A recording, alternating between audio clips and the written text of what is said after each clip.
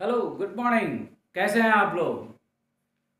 पिछले लेक्चर में आपने ये देखा कि अगर कोई कण गति कर रहा है या स्थिर अवस्था में है तो उसकी स्थिति और समय के बीच संबंध। तो यदि कण मूल बिंदु से दूर जा रहा है या मूल बिंदु की तरफ आ रहा है या स्थिर अवस्था में है तो सभी स्थितियों के लिए आपने स्थिति समय ग्राफ को निर्धारित किया। अब स्थिति समय ग्राफ का झुकाव, इस झुकाव की स्पर्शज्या यानी टेंजेंट क्या देता है? कण के वेग को प्रदर्शित करता है। तो स्थिति समय ग्राफ के झुकाव की स्पर्शज्या कण के वेग को प्रदर्शित करता है। यदि y x पर स्थिति हो x और x x पर समय हो t और ये ग्राफ एक सरल रेखा है, यानी कण मूल बिंदु से शुरू कर रहा है, घर से यात्रा शुरू कर रहा है और समय के साथ ये घर से दूर जा रहा है। मान लो कोण थीटा है और ये थीटा 90 डिग्री से कम। अगर 90 डिग्री से कम है तो tan 90 धनात्मक होता है, tan 90 धनात्मक होता है। तो आप ये कह सकते हो कि इसका झुकाव धनात्मक है। इसी तरह से अगर ये स्थिति है और ये समय है और स्थिति समय ग्राफ समय अक्ष के समांतर है तो झुकाव कोण कितना हुआ? 180 डिग्री। कितना हुआ? 180 डिग्री। और सॉरी इट इज 0 डिग्री और tan 0 डिग्री बराबर 0 होता है। इसका मतलब यहां स्लोप धनात्मक है, झुकाव धनात्मक है, तो यहां स्लोप क्या हो गया? 0।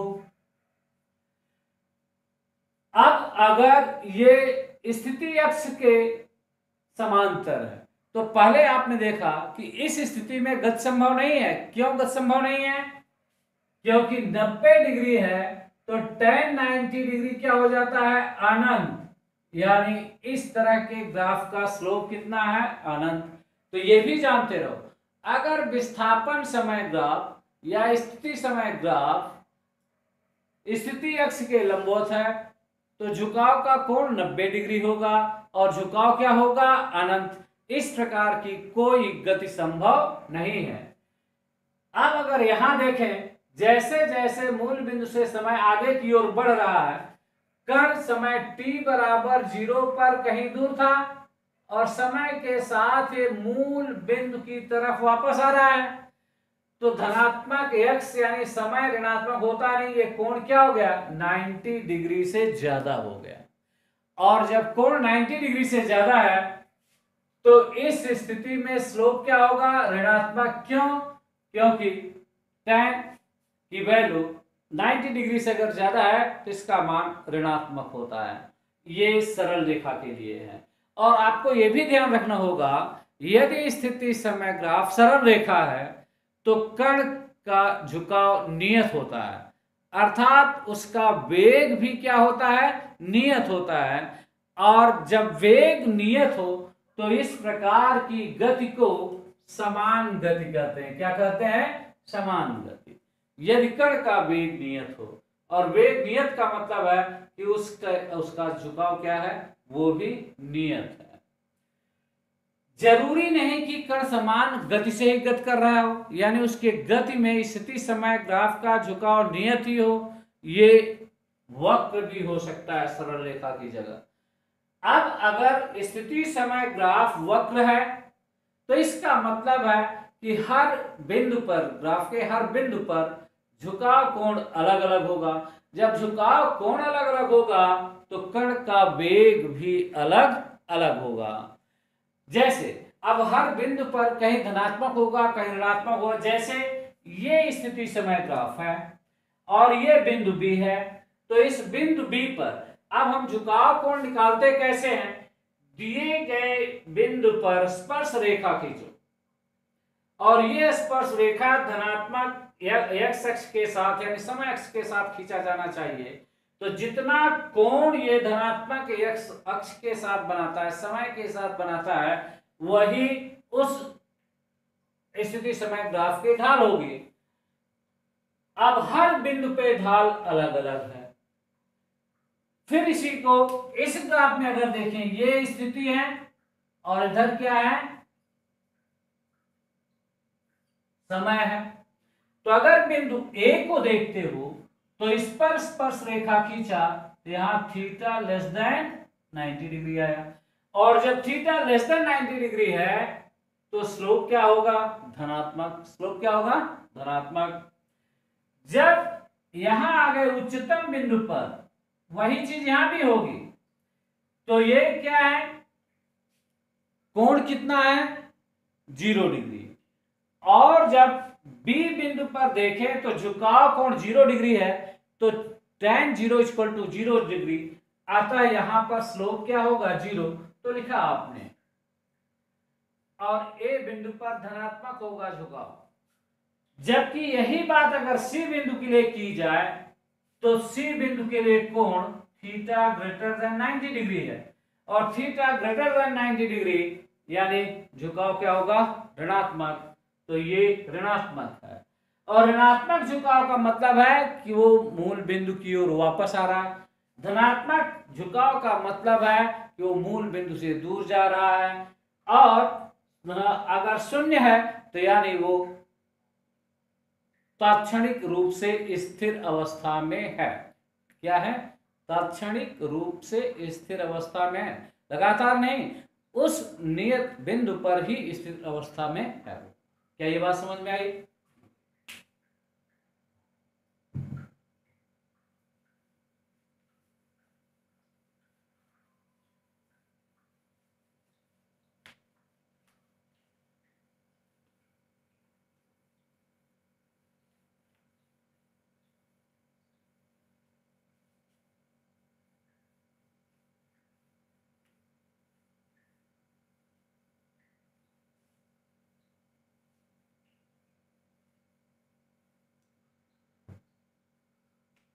अब छोटा सा क्वेश्चन जैसे आपके सामने हो, दर्शाए गए चित्र में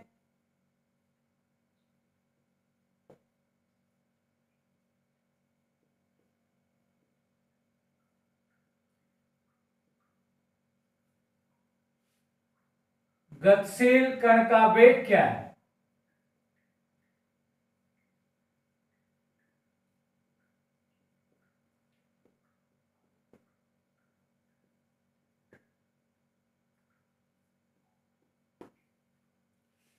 और ये चित्र क्या है, स्थिति समय ग्राफ।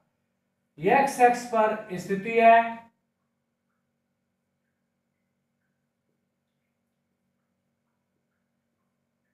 और वाई एक्स पर समय है,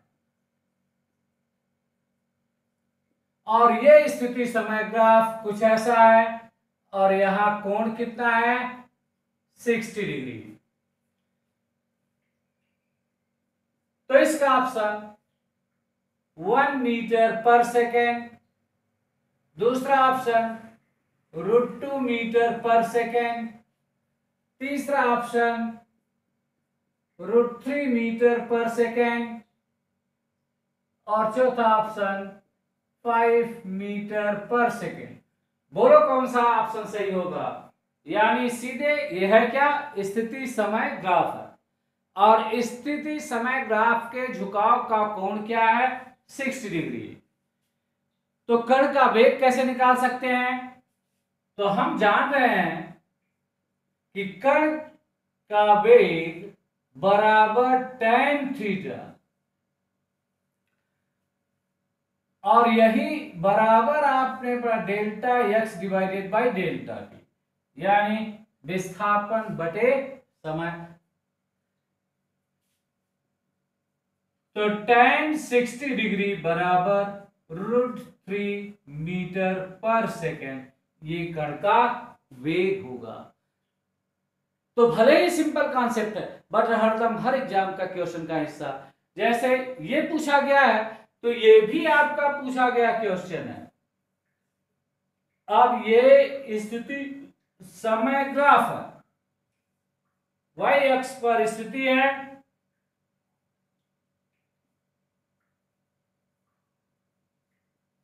और एक्स अक्ष पर समय है।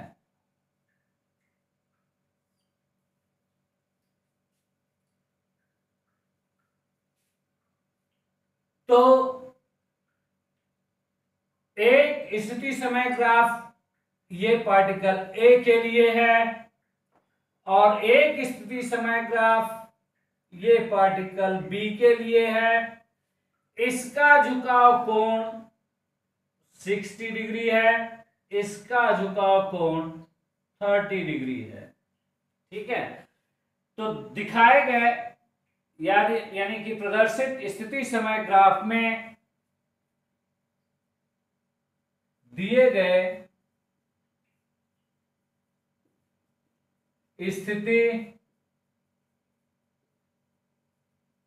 समय ग्राफ में क्या कथन सत्य है?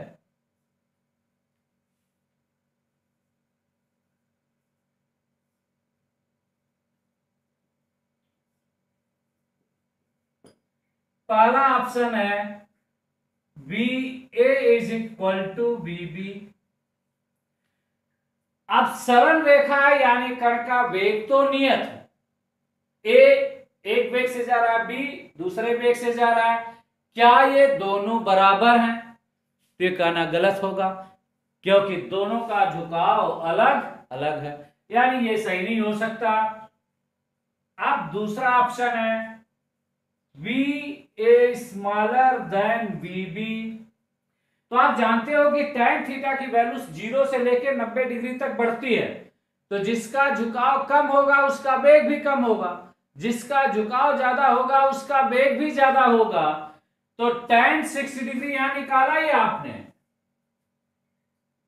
√3 मीटर पर सेकेंड, तो tan 60 डिग्री ये बी है बराबर √3 मीटर पर सेकेंड और बी ए का स्लोप कितना है 30 डिग्री, तो tan 30 डिग्री बराबर 1/√3 मीटर पर सेकेंड। तो बताओ कौन ज्यादा है? बी ज्यादा है, बी ए कम है। इसका मतलब बी ए स्मॉलर देन बी बी और बी ए ग्रेटर देन बी बी।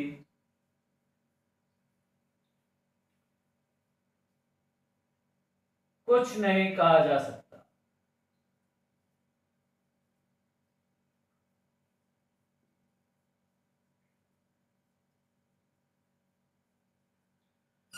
तो सही क्या है? ए कण का वेग बी से कम होगा, बी ए स्मॉलर देन बी बी।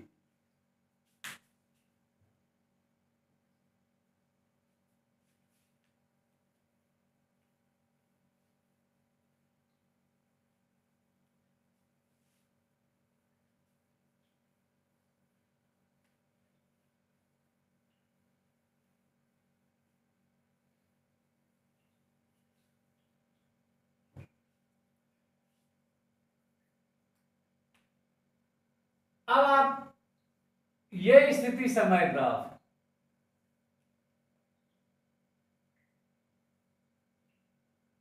स्थिति और एक्स एक्स पर समय। अब ग्राफ कुछ ऐसा है,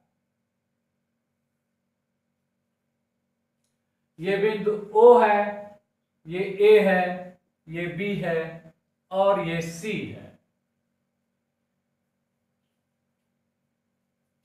यहां से यहां तक का समय t1 है, यहां से यहां तक का समय t2 है और ये समय t3 है। तो दर्शाए गए स्थिति समय ग्राफ से आप क्या समझते हैं?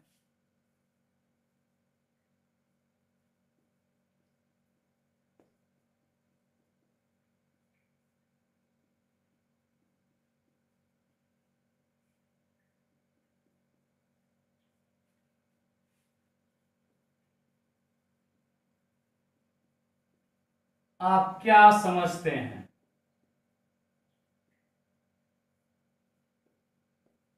कुछ सोचिए और कीजिए। ओ से ए तक क्या स्थिति है? अब ये देखो, ये स्लोप है तो थीटा लेस देन 90 डिग्री है ना, यानी स्लोप धनात्मक है। तो कण मूल बिंदु से दूर जा रहा है, तो ओ ए क्या है?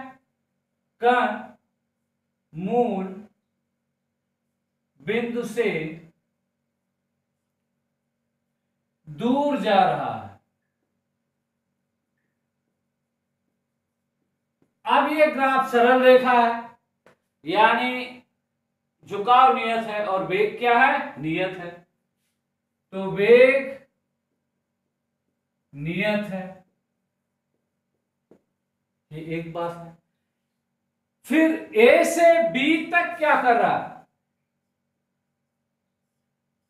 बोलो बोलो, ए से बी तक कण क्या कर रहा है?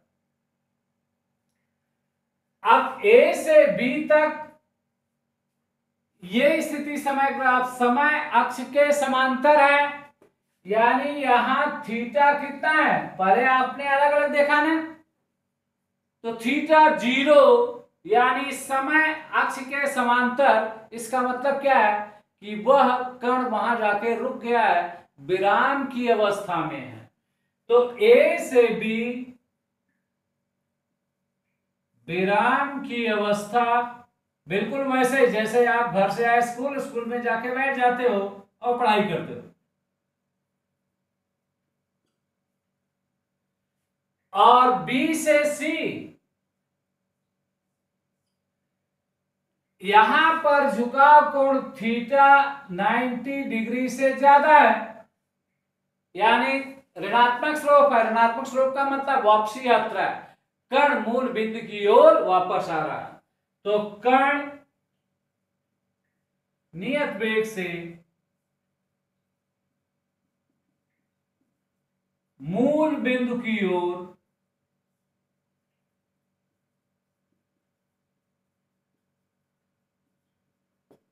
वापस आ रहा है।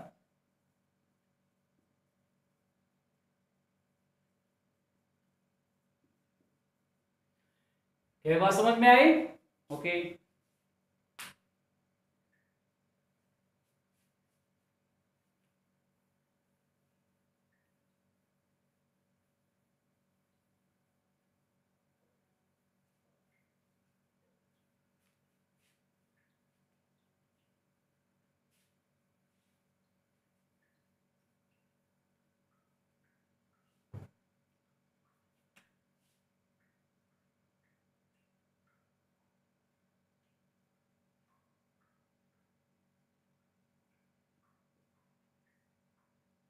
दूरी और विस्थापन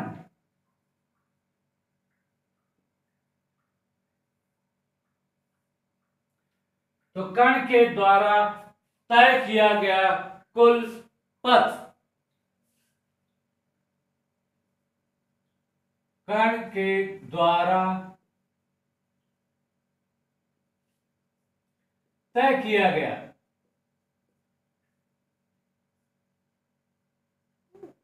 तय किए गए कुल पथ की लंबाई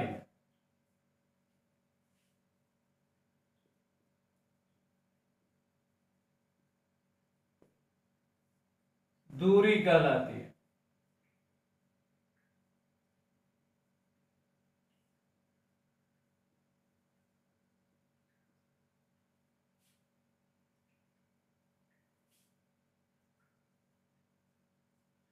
अब दूरी, आगे आप पढ़ोगे सदिश राशियां, दूरी अदिश राशि है।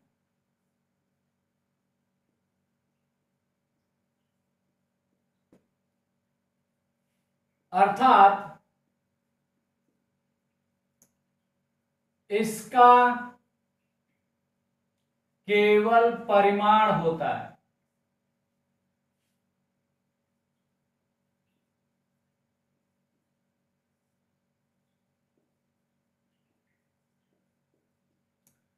दिशा नहीं।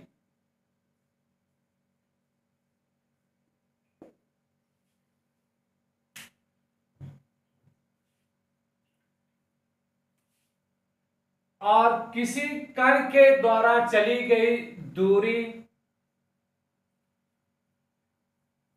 प्रारंभिक बिंदु से अंतिम बिंदु के बीच कुल तय किया गया पथ है। अब यही बात अगर विस्थापन के लिए कहा जाए तो विस्थापन क्या है? कण के प्रारंभिक एवं अंतिम स्थिति के बीच न्यूनतम दूरी है। तो कण के प्रारंभिक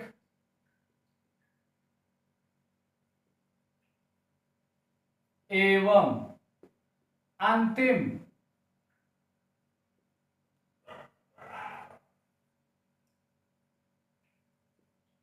स्थिति के बीच न्यूनतम दूरी है।